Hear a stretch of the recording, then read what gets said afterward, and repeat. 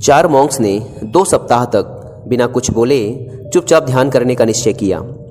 उन्होंने अपने इस अभ्यास के प्रतीक के रूप में एक मोमबत्ती जलाई, जो कि उन्हें हर वक्त यह याद दिलाती रहे कि उन्हें बिना कुछ बोले बस ध्यान करना है।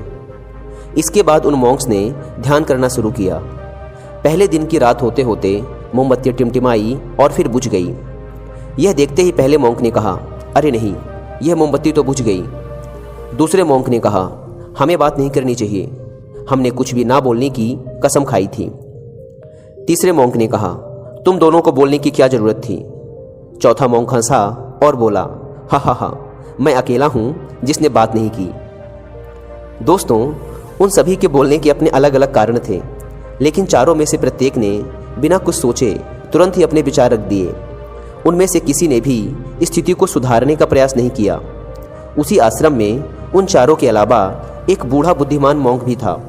वह बिना कुछ बोले और उनकी तरफ ध्यान दिए बिना ही चुपचाप ध्यान करता रहा। इस तरह से उस बुद्धिमान मॉन्क ने बिना एक शब्द बोले उन चारों को ही उनकी गलती का एहसास करा दिया, जो कि वो चारों बोलकर भी नहीं कर पाए। बिना सोचे समझे और ज़रूरत से अधिक बोलने पर हमें खुद ही लोगों के सामने शर्मिंदा होना पड़ता है। एक समझदार व्यक्ति कभी भी बिना मांगे किसी को सलाह नहीं देता, क्योंकि वह जानता है कि बिना मांगे दी गई सलाह का कोई मतलब नहीं होता और ना ही सामने वाला उस सलाह को मानता है।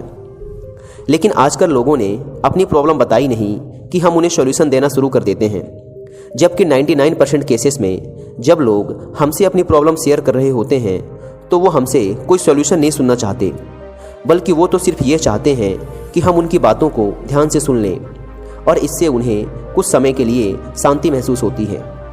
क्योंकि हम उन्हें जो सलाह देंगे ये उन्हें भी पता है। हर इंसान को पता होता है कि क्या सही है और क्या गलत है। इसलिए जब अगली बार हमसे कोई अपनी प्रॉब्लम शेयर करे तो हम बस उसकी बातों को ध्यान से सुने, उसे सलाह देना ना शुरू कर दें जब तक कि उसने मांगी ना हो। क्योंकि सामने वाला इंसान बस हमसे इतना ही चाहता है कि हम उसकी बातों को ध्यान से सुने और समझें।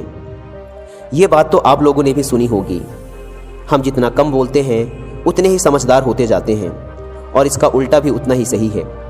जो जितना बुद्धिमान होगा वह उतना ही कम बोलेगा।